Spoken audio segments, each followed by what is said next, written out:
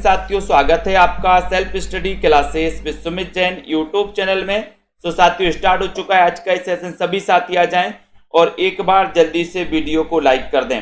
दोस्तों आज का सेशन ये बहुत ही बढ़िया सेशन होने वाला है।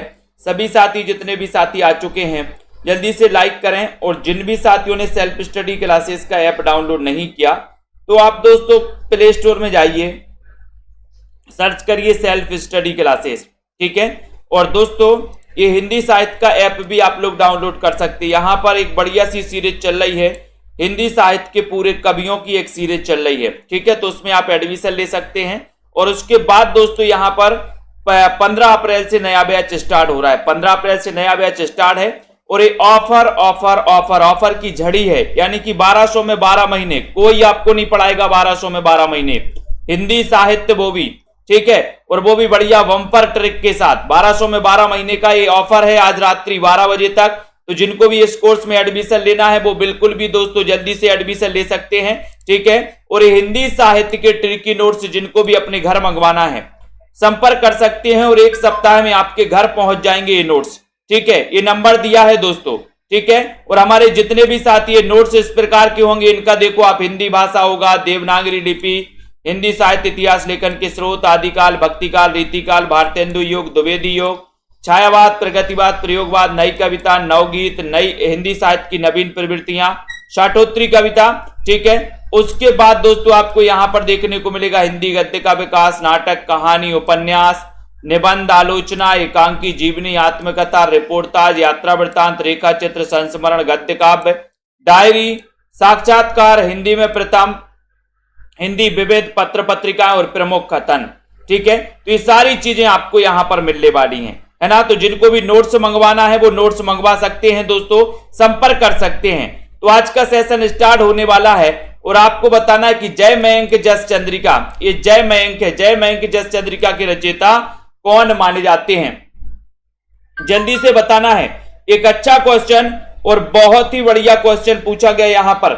लाइक करिए दोस्तों और शेयर कर दीजिए अपने मित्रों तक। यहां पर चयन करना है कि जय मयंक जस चंद्रिका के रचनाकार कौन है। भट्ट केदार हैं, नरपति नाल हैं, नल्ल से हैं या फिर मधुकर कवि हैं। 1 नंबर का क्वेश्चन है, बढ़िया सा क्वेश्चन पूछा गया है। और देखते हैं आपका जय मयंक जस चंद्रिका के रचयिता कौन है, कौन बता पा रहा है ये राइट आंसर। तो आपका राइट आंसर क्या होगा, जय मयंक जस चंद्रिका। जनता जनार्दन डी बता रही है, डी नंबर आपका बिल्कुल सही है। मधुकर कवि आपका राइट आंसर हो जाएगा, डी नंबर। रीतिकाल को कलाकाल किसने कहा, रीतिकाल को कलाकाल किसने कहा। प्रश्न क्रमांक 2 नंबर का क्वेश्चन है, आचार्य विश्वनाथ प्रसाद मिश्र ने, डॉक्टर रमाशंकर शुक्ल रसाल ने, मिश्र बंधु आचार्य रामचंद्र शुक्ल ने। 2 नंबर का क्वेश्चन है, रीतिकाल को कलाकाल किसने कहा है। एक अच्छा सा क्वेश्चन पूछा गया, रंजीत जी, बबीता यादव जी बताइए, वीरेंद्र जी। 2 नंबर के क्वेश्चन में आपको बताना है, बताइए मंजू यादव जी। राइट आंसर क्या हो जाएगा यहां पर, रीतिकाल को कलाकाल किसने कहा। आपको पता है कि दोस्तों विश्वनाथ ने इसको श्रृंगार काल कहा था और उन्होंने श्रृंगार काल को 3 काव्य धाराओं में बांटा था, जिनको अपन पढ़ते हैं रीतिबद्ध काव्य धारा, रीति सिद्ध काव्य धारा और रीति मुक्त काव्य धारा। लेकिन यहां पर कला काल पूछा और जनता जनार्दन बी की ओर जा रही है, जो कि बिल्कुल सही है। बी नंबर बिल्कुल सही है, एग्जैक्ट पोल बी नंबर बिल्कुल राइट, ठीक है। घनानंद को साक्षात रस मूर्ति किसने कहा है दोस्तों, ये बताइए, घनानंद को साक्षात रस मूर्ति किसने कहा है। एक अच्छा सा क्वेश्चन आपसे पूछा गया, बढ़िया सा क्वेश्चन आपसे पूछा गया है। देखते हैं कौन इस नंबर को सही बता पा रहे। लाला भगवान दीन ने, आचार्य विश्वनाथ प्रसाद ने, आचार्य रामचंद्र शुक्ल ने या फिर आचार्य हजारी प्रसाद द्विवेदी ने। घनानंद को साक्षात रस मूर्ति किसने कहा, 3 नंबर के क्वेश्चन में सभी लोग बताएंगे और जल्दी से लाइक भी कर दें साथी।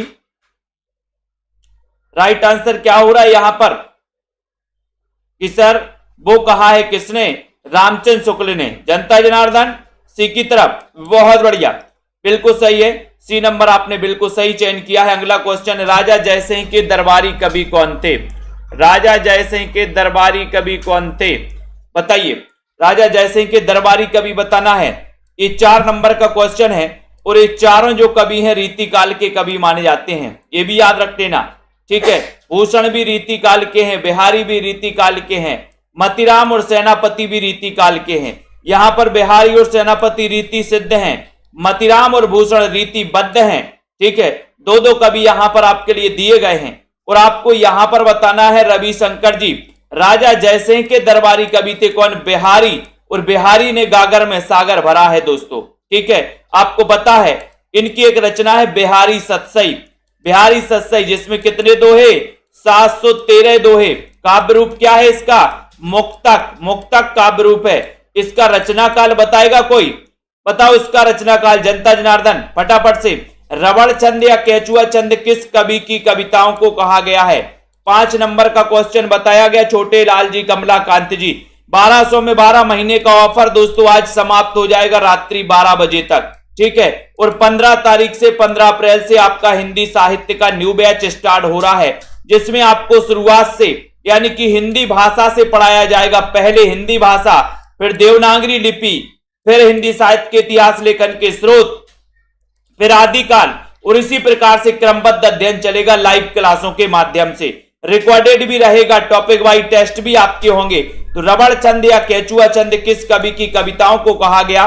5 नंबर के क्वेश्चन में, और सभी लोगों का जनता जनार्दन का आंसर आ रहा है 5 नंबर निराला। निराला आपका सी नंबर बिल्कुल सही है। बिल्कुल निराला कविता दोस्तों, जिसका जन्म 1897 में हुआ, कुछ विद्वान इनका 99 भी मानते हैं। ठीक है, तो सी नंबर आपका निराला बिल्कुल सही है। सप्तपर्णा किसकी कृति है? 6 नंबर का क्वेश्चन बताना है बीनू सरोज जी। सप्तपर्णा लाइक कर दो एक बार, बेल आइकन को भी दबा दिया करो ताकि नोटिफिकेशन आपके मोबाइल तक पहुंचे दोस्तों। तो बताइए यहां पर मायाराम जी सप्तपर्णा किसकी कृति मानी जाती है? मैंने आपको बताया था निहार नीरजा, है ना, रश्मि, सांद, गीत, दीपशिका और सप्तपर्णा। सप्तपर्णा और यामा संग्रह के लिए 1982 में इन्हें ज्ञानपीठ पुरस्कार मिल गया। महादेवी वर्मा जिनका जन्म 1907 में हुआ था, और ये वर्मा त्रय में भी शामिल है महादेवी वर्मा। छायावाद के 4 आधार स्तंभों में भी शामिल है महादेवी वर्मा। आधुनिक मीरा इन्हें कहा जाता है महादेवी वर्मा को। ठीक है, और रहस्यवाद से प्रभावित है महादेवी वर्मा। इनकी एक रचना है रश्मि, जो कि बौद्ध धर्म से प्रभावित है।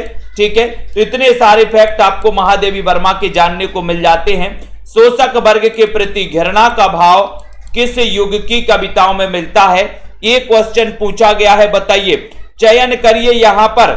बताइए रानी तिवारी जी, प्रेमांशु जी।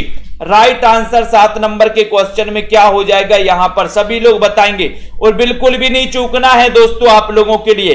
अगर आप हिंदी साहित्य क्लास अटेंड कर रहे हो और ये रात्रि 9 बजे वाली क्लास अटेंड कर रहे हो, तो आपको 1200 वाला कोर्स भी ले लेना चाहिए, क्योंकि ये जो 1200 फीस है एक नॉर्मल फीस है आपके लिए, है ना। आप अपने बच्चों की फीस 12,000 भरते हो दोस्तों। 12,000 क्या लाखों में पहुंच जाती है किसी किसी स्कूल की, है ना। 50,000 रुपए आप साल में दोस्तों भरते हो, एक 1200 रुपए आप अपने लिए फीस नहीं भर सकते क्या?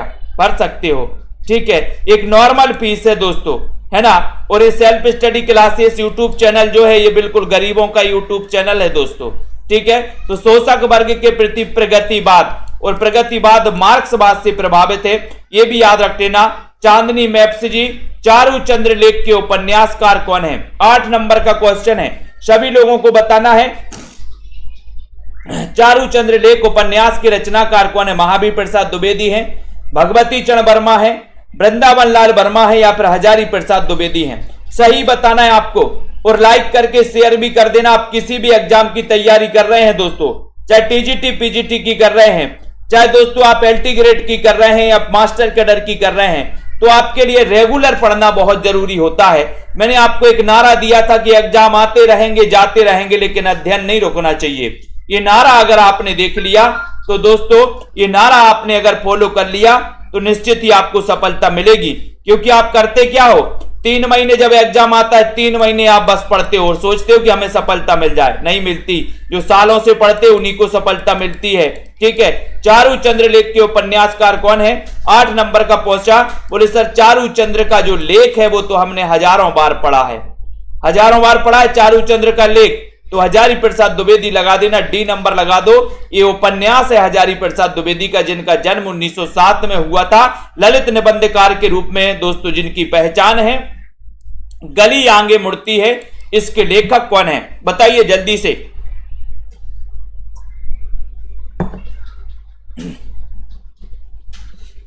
सभी लोग बताएंगे पुष्पराज, बताइए। बिल्कुल पुष्पराज जी आ गए हैं, वेरी गुड। गली आगे मुड़ती है, लेखक हैं बताइए। नामवार से हैं, शिव प्रसाद से हैं, अज्ञे या फिर मोहन राकेश। 9 नंबर के क्वेश्चन में आपको राइट चयन करना है और जल्दी से बताइए। गली आगे मुड़ती है 9 नंबर के क्वेश्चन में। बोले सर हाँ, अगर आपको शिव का प्रसाद चाहिए है तो गली यहां से आगे मुड़ती है। कहां पर मुड़ती है? बोले सर शिव के प्रसाद के लिए गली आगे मुड़ती है। किसके प्रसाद के लिए? शिव के प्रसाद। भैया बोले शिव का प्रसाद चाहिए, बोले सीधे जाओ, गली आगे मुड़ती है, शिव का प्रसाद मिल जाएगा आपको। ठीक है। नटों के जीवन संघर्ष का उल्लेख किस उपन्यास में किया गया है? 10 नंबर का क्वेश्चन। नटों के जीवन संघर्ष बताना है, बताइए क्या है यहां पर राइट आंसर? पुष्पा देवी जी, वीरेंद्र जी, सभी लोग बताएंगे यहां पर हिना सिद्दीकी, जसबीर जी, आराधना पाल जी, बताइए यहां पर आराधना पाल जी जल्दी से बताइए, बताएं। नीतू गुप्ता जी, हाँ बिल्कुल। नटों के जीवन संघर्ष का उल्लेख किस उपन्यास में मिलता है? 10 नंबर का क्वेश्चन है। 10 में आपको चयन बताना है और आपको पता है कि सर नटों के जीवन संघर्ष का जो उपन्यास में मिलता है, यहां पर नहीं मिलता है, पूछा दोस्तों, नहीं मिलता है, सॉरी ये गड़बड़ हो गया। ये नटों के जीवन का संघर्ष कब तक पुकारू में भी मिलता है, सैलूस में भी मिलता है और ये दोस्तों झूला नट में भी मिलता है ना। इसमें नहीं मिलता, सेवा सदन में नहीं मिलता, ये नहीं है, आपके लिए पूछा गया था। ठीक है, क्वेश्चन अपन ने पूरा नहीं पढ़ा। ये दोस्तों ये तीनों उपन्यास हैं जिनमें नटों के जीवन संघर्ष का उल्लेख मिलता है। अब यहां से ये पूछा गया कि नहीं मिलता है, सैलूस में मिलता है, झूला नट में भी मिलता है, ये सेवा सदन में नहीं मिलता, यानी डी नंबर आपका बिल्कुल सही है। बहुत बढ़िया। अगला देखो, झीनी झीनी बीनी चंदरिया किस उपन्यासकार की दोस्तों ये कृति है? प्रश्न क्रमांक 11 नंबर का क्वेश्चन है, सभी लोग बताएंगे जल्दी जल्दी से, सभी बताएंगे यहां पर। झीनी झीनी बीनी चंदरिया ये किस उपन्यासकार की कृति मानी जाती है? रजनी बाला जी बताएं क्या हो जाएगा यहां पर? सुमन पाल जी, राइट आंसर क्या है यहां पर? हाँ, बेस्या जीवन पर आधारित है सेवा सदन। दीपिका शुक्ला जी, 1918 का उपन्यास है। बहुत बढ़िया। झीनी झीनी बीनी चंदरिया, आज जनता जनार्दन जा रही बी की ओर, अब्दुल बिस्मिल्लाह, बी नंबर अब्दुल बिस्मिल्लाह राइट। टोपी शुक्ला के लेखक कौन है? 12 नंबर का क्वेश्चन है। टोपी शुक्ला, श्रीलाल शुक्ल, राही मासूम रजा, मोहन राकेश या फिर मन्नू भंडारी? अच्छा क्वेश्चन है, बिल्कुल बढ़िया सा क्वेश्चन है। टोपी शुक्ला के लेखक कौन है? टोपी शुक्ला के लेखक कौन माने जाते हैं? बहुत ही बढ़िया क्वेश्चन है और आपने उत्तर लगाया कि सर है ना, मासूम लोगों को टोपी पहना देते हैं। आपने देखा होगा दुकानदार के पास आप जाते हो, उनने देखा कि ये तो बड़ा मासूम है तो लोग टोपी जल्दी पहना देते। टोपी, ये टोपी है, टोपी। ठीक है, ये टोपी शुक्ला याद रखते ना। मासूम रजा इसके लेखक हैं। हरिबिंदी ये किस साहित्यकार की कहानी है? हरिबिंदी, हरिबिंदी बताना है, बताइए। चयन करिए। जिन भी साथियों को नोट्स मंगवाना है हिंदी साहित्य के, वे नोट्स अपने घर में मंगवा सकते हैं। 1 सप्ताह में नोट्स आपके घर पहुंच जाएंगे दोस्तों, 1 सप्ताह में पहुंच जाएंगे। ठीक है, और जिन भी साथियों को एडमिशन लेना है 1200 में 12 महीने के लिए, तो आज अंतिम ऑफर है आज का। ठीक है, तो आज के दोस्तों अंतिम ऑफर के साथ ही आप इसमें एडमिशन ले सकते हैं। हरिबिंदी किस साहित्यकार की कहानी है? 13 नंबर का क्वेश्चन है। 13 नंबर के क्वेश्चन में आपको चयन करना है। बढ़िया सा क्वेश्चन है और आपका उत्तर हो जाएगा कि हरिबिंदी। बोले सर बड़ी मृदुल मृदुल लगती है। कैसी लगती है हरिबिंदी? बोले सर मृदुल मृदुल लगती है, मृदुल मृदुल, तो मृदुला गर्ग लगती है हरिबिंदी, बड़ी मृदुल मृदुल। ठीक है, तो ये मृदुला से मृदुला गर हो जाएंगे। सी नंबर इनकी कहानी है। हरिबिंदी पूछा गया है कई बार। कहानी संग्रह दूसरा ताजमहल, दूसरा ताजमहल की लेखिका कौन है? सभी लोग बताएं। राइट आंसर बताना है रिद्धिका दिव्या जी, बताइए।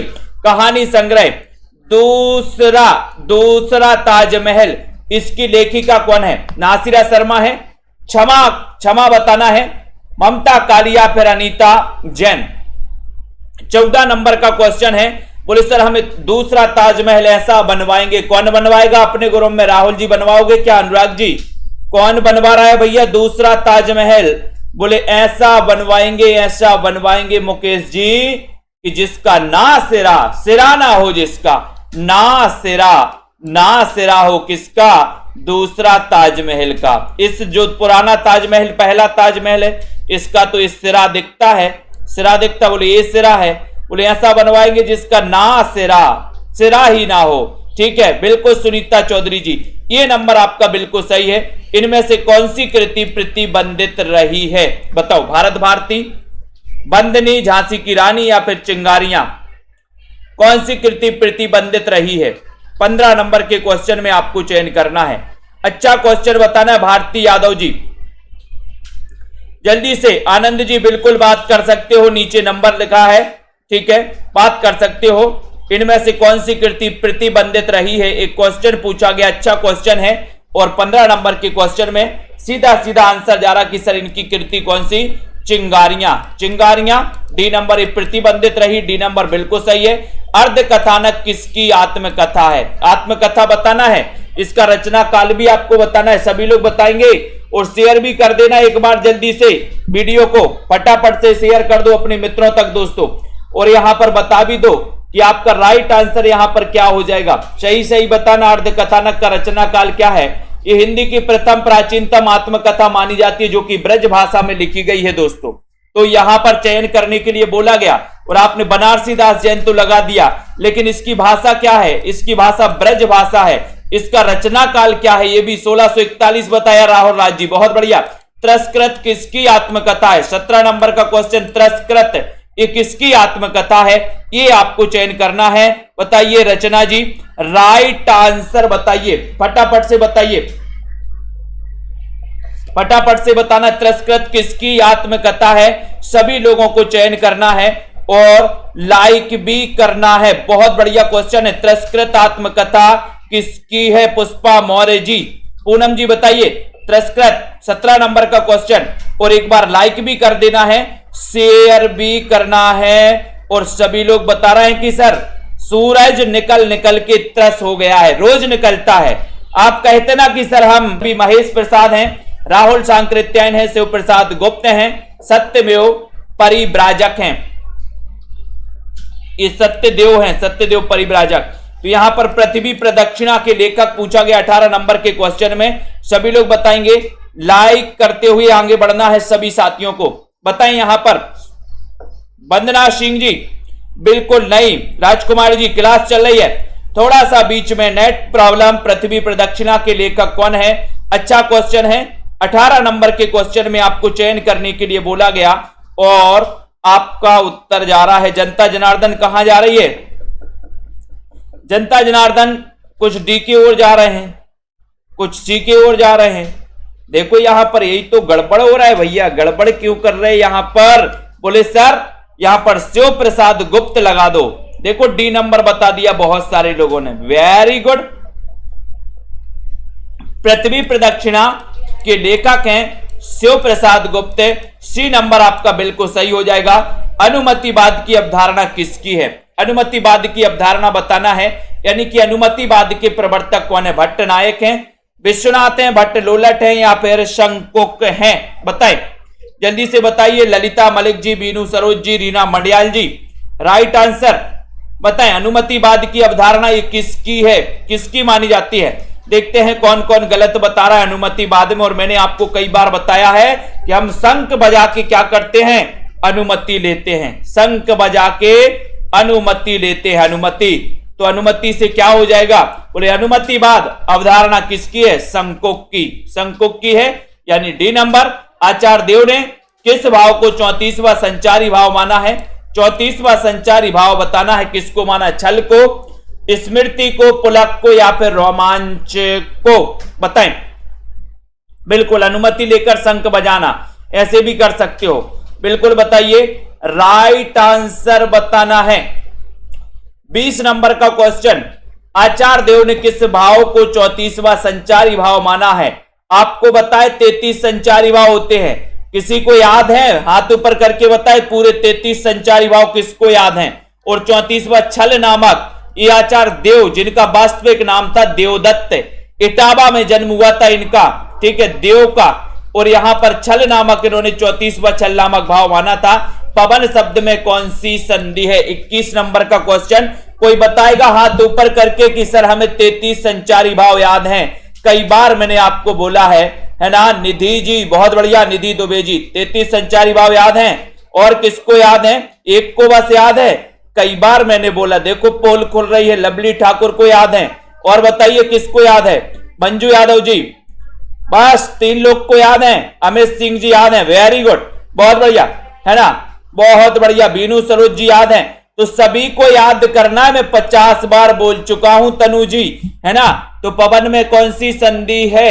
21 नंबर का क्वेश्चन आपसे पूछा गया है। 21 नंबर में आपको बताना है। और बोले सर, है ना, अयादि संधि हो जाएगी, यानी सी नंबर आपका सही हो जाएगा। बबीता जी, अयादि संधि यानी सी नंबर। पवन में अयादि संधि है। अलंकेश का पर्यायवाची शब्द कौन सा है? बताइए राधिका जी, सभी को याद करना है। आपसे क्वेश्चन एक आता है 100%, कई बार क्वेश्चन में आ चुका है, मैंने आपको कई बार बोला भी है।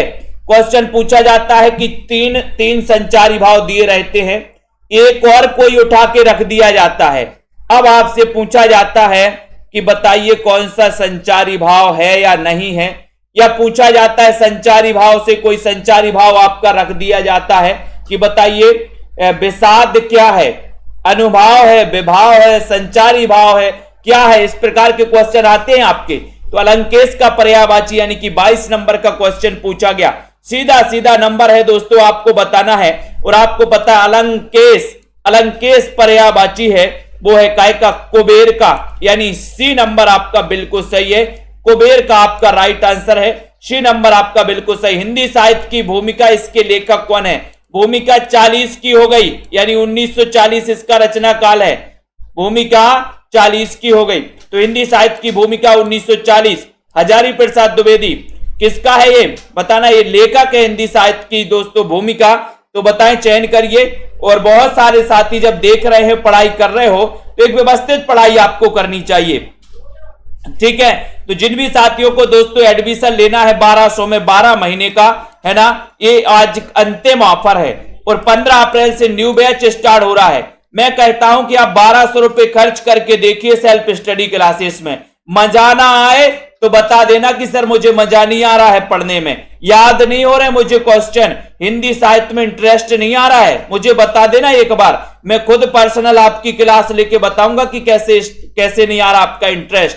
हिंदी साहित्य की भूमिका, हजारी की भूमिका 40 की हो गई, 1940। रुद्र संप्रदाय की स्थापना किसने की दोस्तों? 24 नंबर का क्वेश्चन आपको बताना है। और जो रेगुलर अध्ययन करते हैं उनका सिलेक्शन होता है, मैं बता दे रहा हूं आपको। एग्जाम आता रहेगा, जाता रहेगा, अध्ययन नहीं रुकना चाहिए। अध्ययन रुका समझो कि आपने देखा होगा कई लोग 10 साल से तैयारी करते हैं, लेकिन कब करते हैं? एग्जाम आ गया, 3 महीने के लिए कर ली, फिर बंद कर दी। फिर एग्जाम आया 2 साल बाद, फिर 2 महीने कर ली, फिर बंद कर दी। उनका सिलेक्शन नहीं, बोले हम तो 10 साल से तैयारी कर रहे हैं लेकिन सिलेक्शन नहीं हो पाया, ठीक है। तो यहां पर रुद्र संप्रदाय की स्थापना किसने की है? 24 नंबर का क्वेश्चन पूछा गया।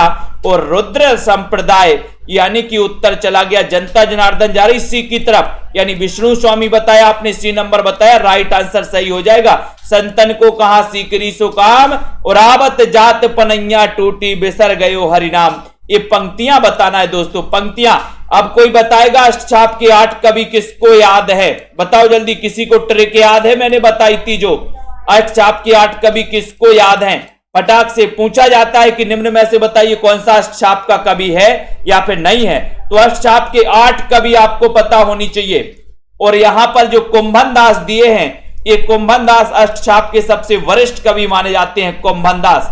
और ये नंबर आपका बिल्कुल सही है, ठीक है। कुंभन दास आपका राइट आंसर है दोस्तों। ये पंक्ति है इनकी। अगला है विठलनाथ ने बल्लभ संप्रदाय में किस तरह की पूजा पद्धति का समावेश किया है? 26 नंबर का क्वेश्चन बहुत बढ़िया, याद है मतलब रेखा त्रिपाठी जी, वेरी गुड। साहिल दयाल जी, अमित सिंह जी याद है, वेरी गुड। अरुण राजपूत जी बहुत बढ़िया, धन्यवाद। याद करना इसी प्रकार से राजकुमार जी।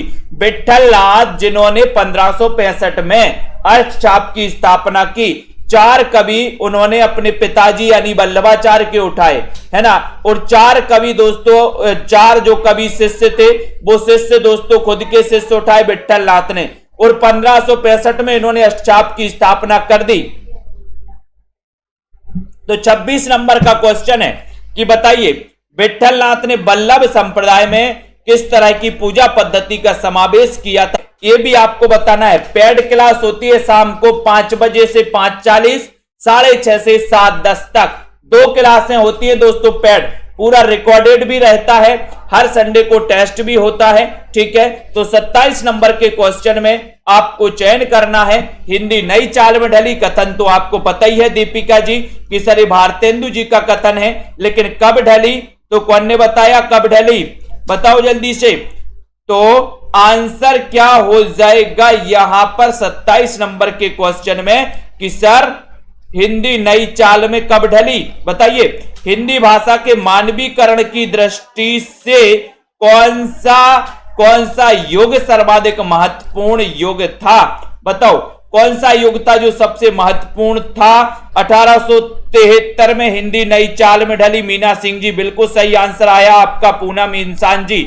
28 नंबर में हिंदी भाषा के मानकीकरण की दृष्टि से दोस्तों कौन सा युग सबसे, दोस्तों कौन सा युग है जो सर्वाधिक महत्वपूर्ण युग था, ये क्वेश्चन पूछा गया आपसे और आपने बताया।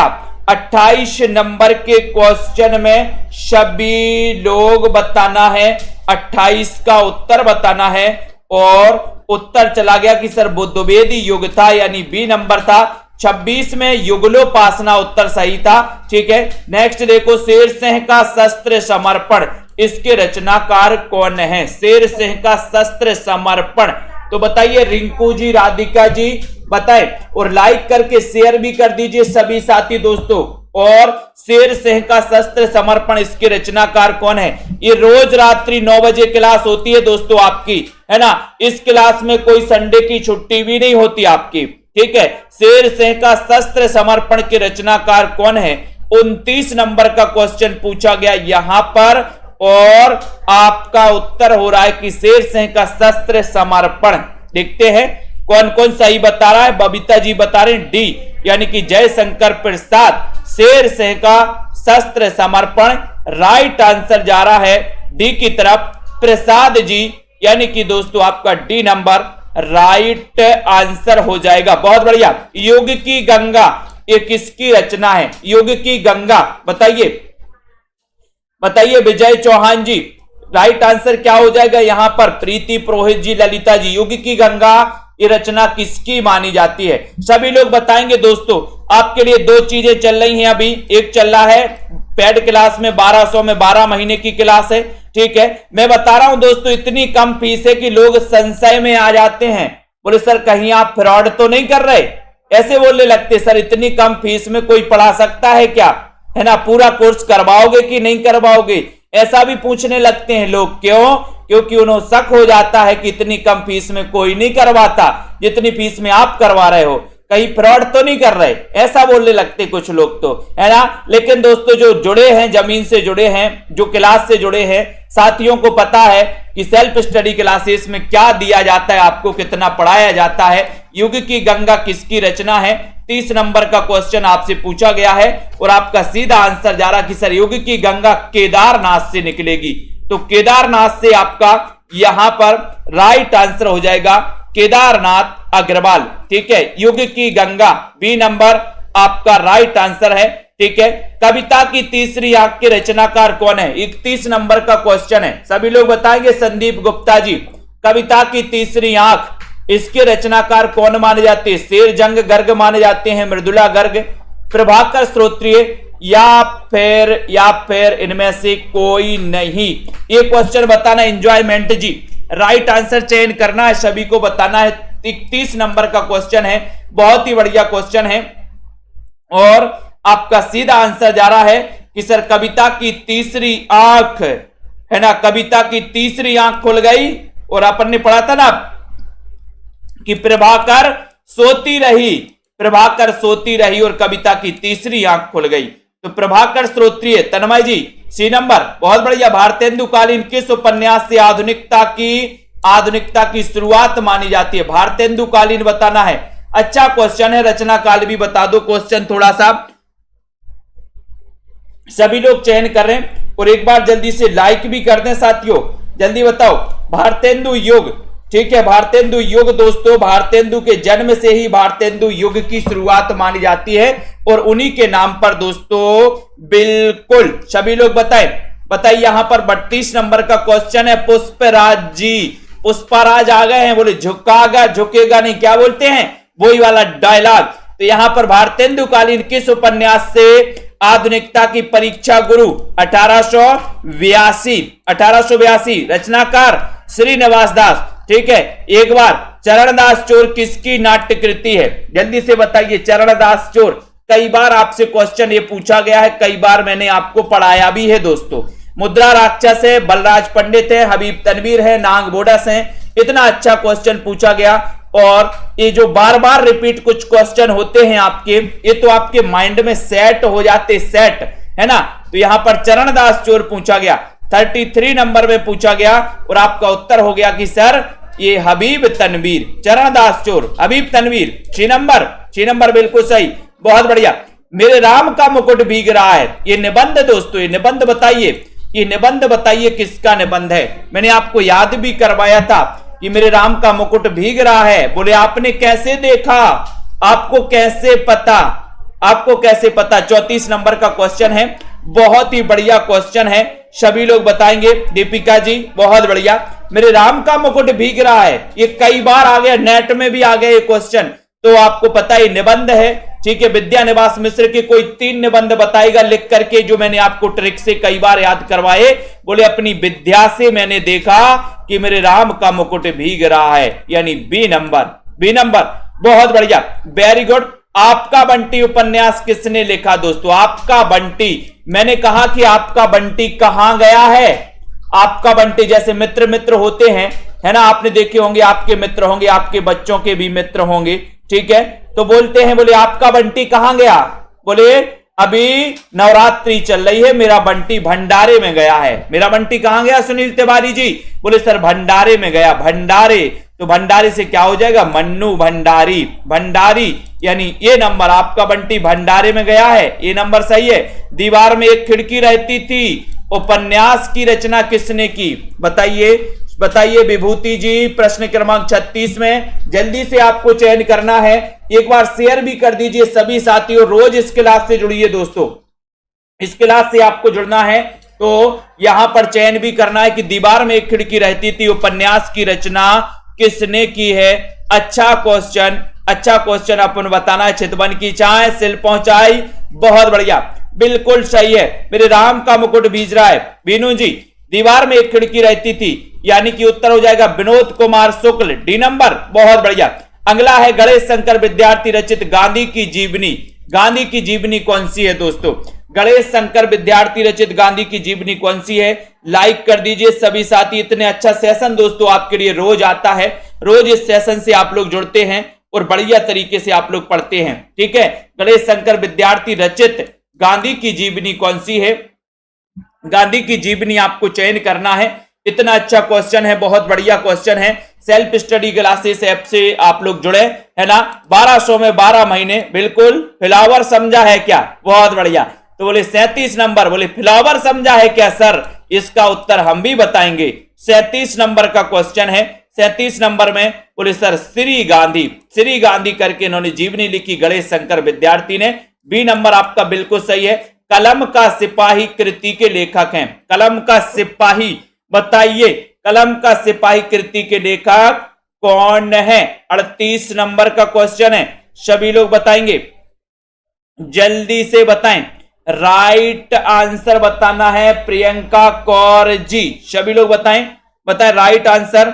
सही आंसर क्या हो जाएगा? अंजू जी, सुनीता जी, जिन भी साथियों को दोस्तों हिंदी साहित्य के नोट्स मंगवाना है वो अपने घर मंगवाते हैं, 7-8 दिन में ये नोट्स आपके घर पहुंच जाते हैं। आप नोट्स से भी पढ़ सकते हैं, है ना। लाइव क्लासों से भी दोस्तों, लाइव क्लास वाले आप दोस्तों एक कोर्स में एडमिशन ले सकते हैं जो कि 1200 का कोर्स है ना। कलम का सिपाही, ये कीर्ति किसकी, कलम का सिपाही पूछा गया है तो आप क्या लगाओगे, अमृत राय लगाओगे, अमृत राय, ठीक है। तो आपका ये सी नंबर बिल्कुल सही हो जाएगा। बहुत बढ़िया आंसर बताया, सी नंबर अमृत राय। नेक्स्ट देखो, आचार्य नंद दुलारे वाजपेयी को सौष्ठववादी आलोचक किसने कहा। सबसे बड़ी बात तो यह है दोस्तों कि नंद दुलारे वाजपेयी को सौष्ठववादी आलोचक, एक क्वेश्चन आता है कि निम्न में से बताइए कौन सा सौष्ठववादी आलोचक है रमेश कुमार जी। तो उत्तर हो जाता है नंद दुलारे वाजपेयी, ठीक है। छायावादी आलोचक माने जाते हैं दुलारे वाजपेयी जी। हिंदी साहित्य 20वीं शताब्दी एक इनका निबंध है जो कई बार पूछा गया, है ना। तो इनको किसने कहा है, एक अच्छा क्वेश्चन बताना है। शिव कुमार जी, विकास भाटी जी, 39 नंबर के क्वेश्चन में। और उत्तर जा रहा है कि सर भगवत स्वरूप मिश्रा ने इनको कहा है क्या, सौष्ठववादी आलोचक माना है, ठीक है।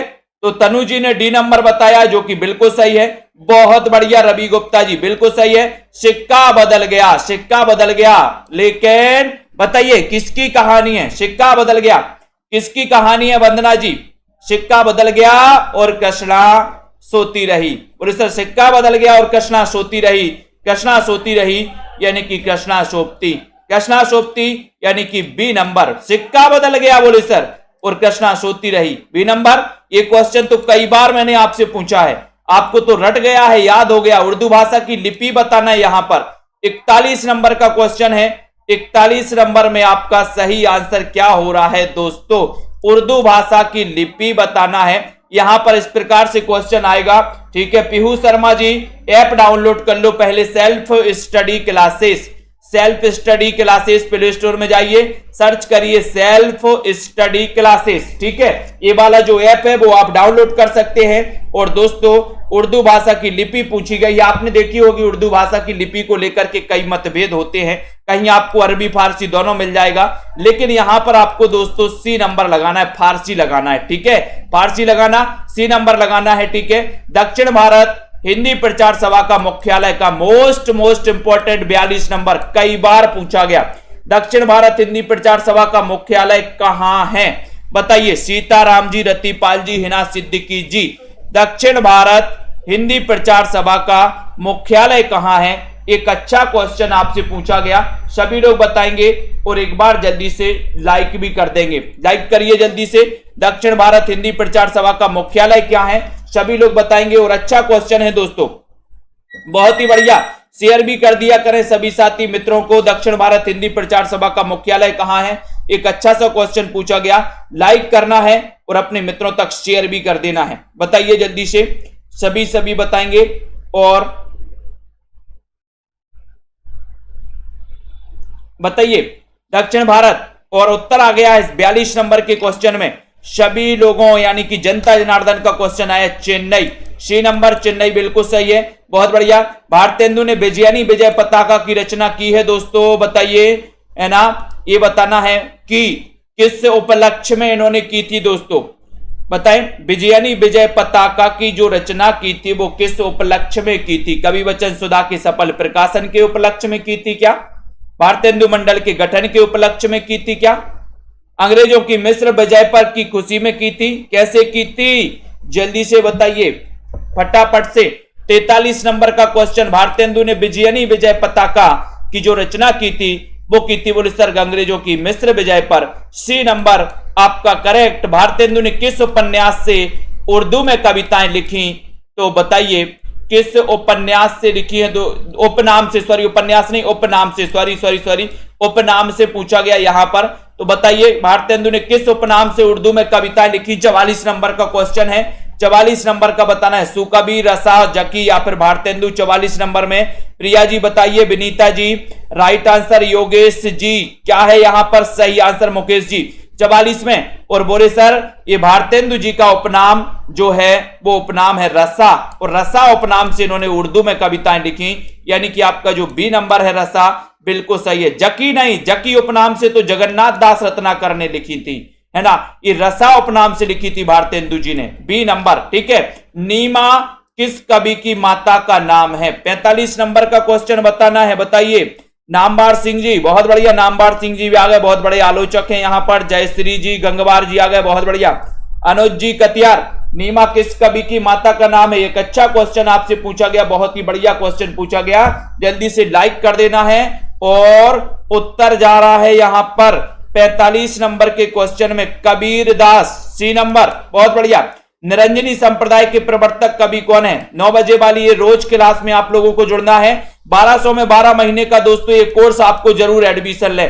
मैं बता रहा हूं जितने भी हमारे साथी हैं 9 बजे की क्लास अटेंड कर रहे हैं, सभी साथियों को इस क्लास में एडमिशन लेना चाहिए, क्योंकि आप बच्चों की फीस 12 से 15 हजार दोस्तों भरते हैं कि नहीं भरते? 50-50 हजार रुपए साल के भरते हैं दोस्तों, लेकिन आप अपने लिए 1200 खर्च करना नहीं चाहते, 1200 में 12 महीने, ठीक है। तो आप पढ़ रहे हो तो इस क्लास में जरूर एडमिशन लें। आज 10 तारीख है, 10 अप्रैल, लास्ट आपका ऑफर है।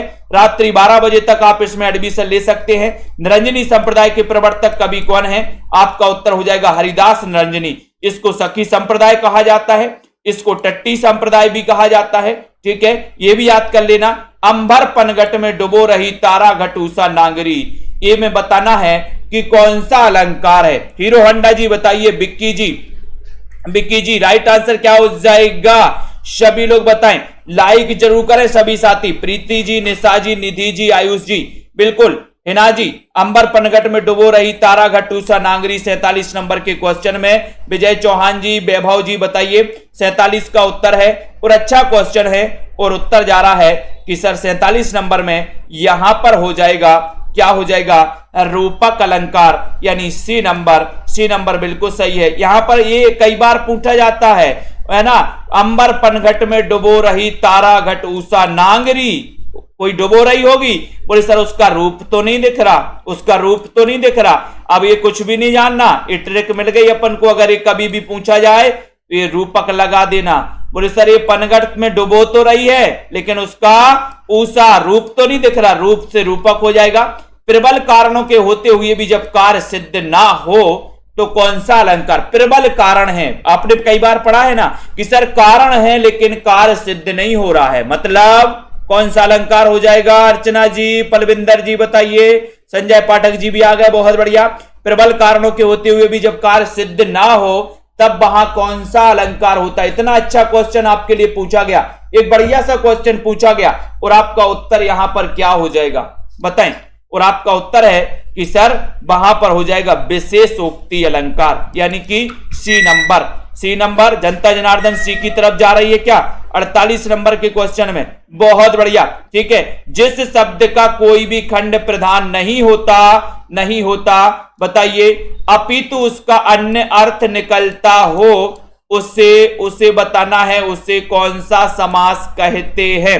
समास आपने पढ़े हैं, जिसका कोई भी पद प्रधान नहीं है, अपितु अन्य अर्थ दोस्तों जो निकलता है, अन्य पद जो है अन्य अर्थ निकलता है, वो आपको बताना कि वहां पर कौन सा समास होगा। एक अच्छा क्वेश्चन, सभी साथी लाइक करें दोस्तों। जिन भी साथियों को हिंदी साहित्य के नोट्स मंगवाना है वो जल्दी ही मंगवाएं दोस्तों। आप नोट्स मंगवा सकते हैं अपने घर में, 7-8 दिन में ये नोट्स आपके घर पहुंच जाएंगे बाई पोस्ट, ठीक है। जिन भी साथियों को एडमिशन लेना है 1200 में 12 महीने के लिए, वो एडमिशन ले सकते हैं। 49 नंबर के क्वेश्चन में, और उत्तर हो जाएगा कि सर बहुब्रीहि समास लगा दो। बी नंबर आपका बिल्कुल सही हो जाएगा, बी नंबर राइट आंसर है। चक्रपाणी में कौन सा समास है? सभी लोग बताएंगे चक्रपाणी में कौन सा समास है? एक अच्छा क्वेश्चन पूछा गया चक्रपाणी, और चक्रपाणी में आपको समास बताना है। बहुब्रीहि है, द्वंद्व है, कर्मधारा है, या फिर तत्पुरुष समास है। अच्छा क्वेश्चन है। रात्रि 10 बजे दोस्तों एग्जाम पार में एक हिंदी की क्लास होती है, वो भी आप लोग अटेंड करें, ठीक है। उसमें भी आपकी बढ़िया सी प्रैक्टिस होगी। तनु जी बताइए चक्रपाणी शब्द में कौन सा समास है? 50 नंबर का क्वेश्चन है, 50 में उत्तर बताना। और बोले सर बहुब्रीहि समास इसमें हो जाएगा, बहुत बढ़िया है, ठीक है। प्रीति सिंह जी, और जिन भी साथियों को दोस्तों ये सेल्फ स्टडी क्लासेस का आप डाउनलोड कर लिए, प्ले स्टोर में जाइए, सर्च करिए सेल्फ स्टडी क्लासेस, ठीक है। और दोस्तों आप किसी भी सब्जेक्ट की तैयारी कर रहे हैं, किसी भी एग्जाम की तैयारी कर रहे हैं, आपका सब्जेक्ट अगर हिंदी साहित्य है तो सेल्फ स्टडी क्लासेस से आपको जरूर जुड़ना चाहिए। ठीक है, बहुत बढ़िया। तो ये 15 अप्रैल से नया बैच यानी कि हिंदी भाषा शुरुआत से आपको पढ़ाया जाएगा। हिंदी भाषा का विकास कैसे हुआ, उद्भव विकास पढ़ाया जाएगा। देवनागरी लिपि, हिंदी साहित्य इतिहास लेखन के स्रोत, आदिकाल, भक्तिकाल, रीतिकाल, भारतेंदु युग, द्विवेदी युग, छायावाद, प्रगतिवाद, प्रयोगवाद, ये सारी चीजें पढ़ाई जाएंगी। और 1200 में 12 महीने ऑफर की आज अंतिम तारीख है। ठीक है, बिल्कुल सुनील तिवारी जी, जिनको भी पढ़ना है एडमिशन ले सकते हैं। जिनको भी नोट्स मंगवाना है वो अपने घर पर नोट्स मंगवा सकते हैं। ट्रिकी नोट्स हैं, कई ट्रिक, बहुत शानदार ट्रिकों का इसमें समावेश किया गया है दोस्तों। बहुत बढ़िया, समय समय पर बहुत सारी ट्रिकें इसमें आपको देखने को मिलेंगी और बहुत बढ़िया तरीके से इंपॉर्टेंट फैक्टों को, यानी कि यूं कहिए कि गागर में सागर भरा गया इन नोट्स में, जिनमें आप यहां पर देख सकते हैं कि इसमें आपको हिंदी गद्य का विकास, नाटक, कहानी, उपन्यास, ये सारी चीज आपको नोट्स में मिलने वाले हैं। ठीक है, फर्स्ट पार्ट में आपको मिलेगा हिंदी भाषा, देवनागरी लिपि, हिंदी साहित्य, आदिकाल, भक्तिकाल, रीतिकाल, ये 2 पार्ट में आपके नोट्स होंगे। लवली ठाकुर जी, रमेश जी, अनीता सिंह जी, अर्पिता जी, जसबीर निधि जी, स्वामी जी, है ना, सीमा जी, चांदनी जी, बिल्कुल, जसमेल जी, पुष्पा कुशवाहा जी, तनु जी, सुनीता चौधरी जी, ठीक है, निशा जी, सुनीता चौधरी जी संपर्क कर सकते व्हाट्सएप पर। ठीक है, हिना सिद्दीकी, बिस्पा, ब्रजेश जी, पुष्पा जी, विकास जी, जसबीर, अनुराग यादव जी, तनु जी, राजकुमारी, मुकेश जी, रमेश कुमार जी, ठीक है, सभी साथी, सीमा जी, पूनम जी, किट्टू जी, सुनीता कुमारी जी, निधि दुबे जी, वंदना सोनी जी, पढ़ते रहें, लगे रहें, अध्ययन करते रहें, एग्जाम आते रहेंगे, जाते रहेंगे, लेकिन दोस्तों हमें निरंतर तैयारी करना है। ठीक है, और हम तो जाते अपने गांव, सबको राम राम राम। ठीक है, तो बहुत बढ़िया, सभी साथियों को रामनवमी की शुभकामनाएं। जय हिंद।